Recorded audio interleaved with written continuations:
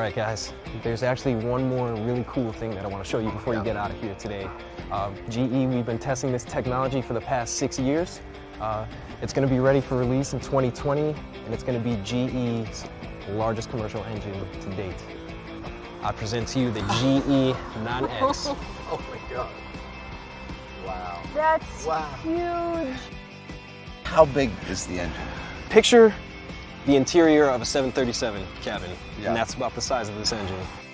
It's 10% more fuel efficient than GE90. You're looking at the future of aviation. It looks pretty amazing to me.